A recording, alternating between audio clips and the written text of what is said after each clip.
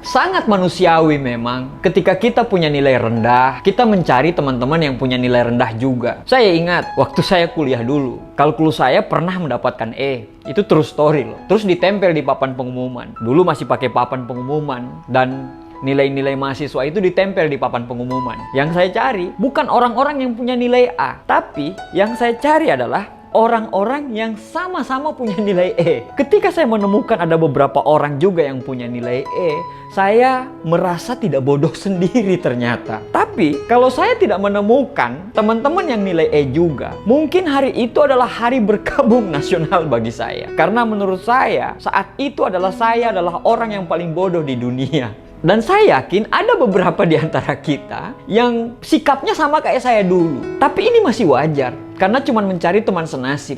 Dan itu masih level terendahnya dari mental miskin. Nah, ada level yang kedua nih, di atasnya lagi nih, yaitu susah melihat orang senang dan senang melihat orang susah. Ya, tapi dia cuma sebatas suka melihat orang senang dan dia senang melihat orang susah. Tapi yang ketiga nih, ini yang kita mau bahas hari ini, yaitu apa? Yaitu crab mentality atau orang-orang yang punya mental kepiting. Mungkin mental kepiting ini itu masih asing di telinga orang. Tapi sebenarnya banyak sekali loh yang terjadi di lingkungan kita. Baik itu di lingkungan masyarakat, lingkungan kerja, bahkan di lingkungan sekolahan. Crab mentality adalah sebutan bagi orang yang tidak senang melihat kerabat, saudara, teman, atau orang lain sukses karena hasil kerjanya. Nah, kenapa diistilahi mental kepiting atau crab mentality? Sebenarnya tidak ada penjelasan yang pasti sih mengenai hal ini. Tapi sesuai dengan namanya, sikap ini dinamakan crab mentality karena adanya kesamaan pola pikir dari kepiting. Ketika berada di sebuah tempat yang sesak,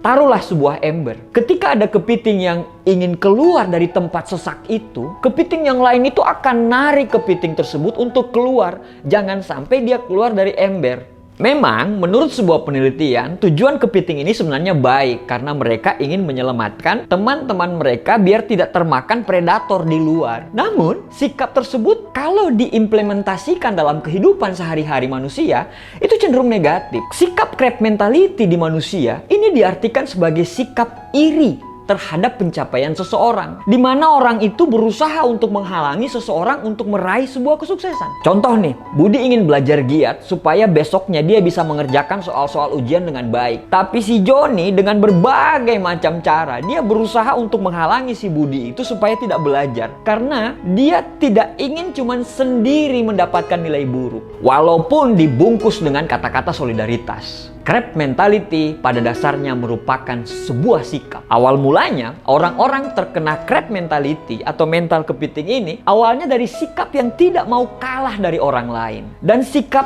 ini tidak dibungkus dengan mawas diri atau tidak sadar diri. Pokoknya menurut dia, orang yang datang dari kelompok yang sama harus punya nasib yang sama seperti yang lain. Kalau ada satu orang yang punya nilai bagus di kelompok itu, sedangkan yang lain gak ada yang bagus, maka siap-siap orang yang bagus nilainya itu akan jadi bahan olok-olokan. Kalau ada satu orang yang sholat tepat waktu dalam kelompok itu, dan yang lain gak sholat walaupun agamanya sama, siap-siap yang sholat itu akan jadi bahan ceng-cengan dari kelompok itu. Bayangin, orang bodoh ngolok-ngolok orang yang pintar. Bayangin, orang calon-calon penghuni neraka ngolok-ngolok calon penghuni surga.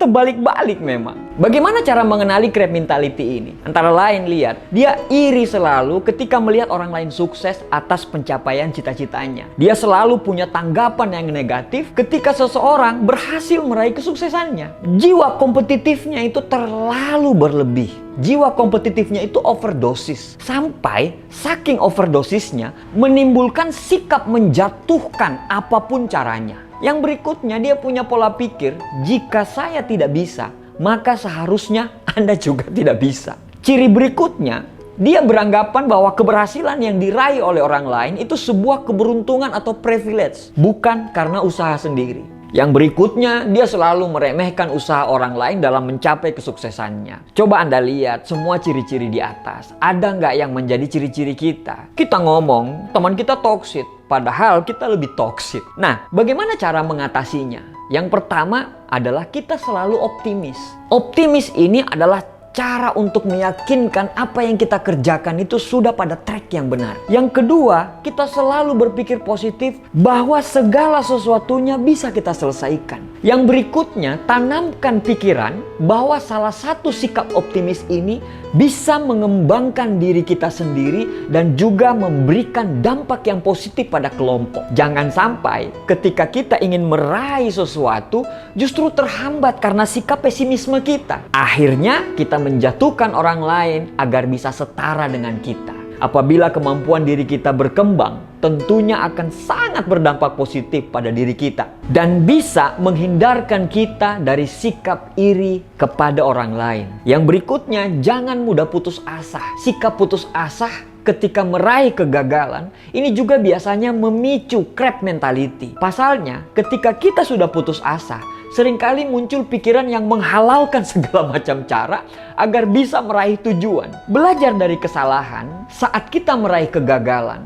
Belajar dari kesalahan, mengevaluasi diri agar kita terhindar dari crab mentality ini. Jangan sampai ketika kita meraih kegagalan justru menyalahkan orang lain atau justru membuat kita berhenti untuk meraih sesuatu. Dengan kita mengevaluasi diri kita akan selalu tahu di mana letak kelemahan kita sehingga ke depannya kita bisa mencapai sesuatu dengan cara yang lebih baik, dengan cara yang elegan, dan dengan cara yang terhormat. Yang berikutnya, mencari teman kelompok yang lebih suportif dan hindari lingkungan toksik. Kelompok yang lebih suportif sangat penting bagi mental kita dan untuk tujuan kelompok itu sendiri. Karena lingkungan yang positif itu sangat penting bagi kehidupan kita. Biasanya, seseorang bisa berubah sikapnya karena terbiasa dengan lingkungannya. Dengan kelompok yang suportif ini, bisa menghindarkan sikap-sikap yang tidak ingin orang lain sukses di antara anggota kelompok itu. Nah, sekarang bagaimana caranya menyikapi teman yang memiliki crab mentality atau mental kepiting ini? Karena berhadapan dengan orang-orang bermental kepiting ini tentunya akan sangat menyulitkan kita sendiri. Apalagi untuk berkembang dan meraih cita-cita kita. Bagaimana caranya kita bersikap? Yang pertama, fokus pada tujuan kita sendiri atau kelompok. Jangan terlalu memikirkan pencapaian orang lain atau kelompok lain. Jangan sampai ketika kita melihat orang lain berhasil, justru kita merasa rendah diri sehingga membuat tujuan kita sendiri terhalang. Yang kedua, selalu berpikir positif. Yang ketiga, biarkan hasil yang berbicara. Kepiting-kepiting di dalam kelompok ini biasanya tidak senang ketika kita meraih sesuatu. Mereka biasanya akan melakukan hal-hal di luar nalar seperti menebar fitnah. Mereka mengatakan pencapaian kita itu didapat karena keberuntungan sehingga yang lain meragukan kemampuan kita. Cuek saja untuk menerima kabar-kabar tersebut. Biarkan kemampuan dan kesuksesan kita yang akan bicara. Toh nantinya kepiting-kepiting ini akan capek dengan sendirinya. Pokoknya cara menyikapi teman kita yang punya mental kepiting ini adalah tinggalin, lupain, dan bangun mimpi dan tujuan kita sendiri. Ingat, kalau semua mimpimu dan kesuksesanmu dicapai, si mental kepiting ini tidak akan pernah lagi sanggup untuk menarikmu masuk ke dalam ember lagi. Demikian, semoga bermanfaat. Terima kasih.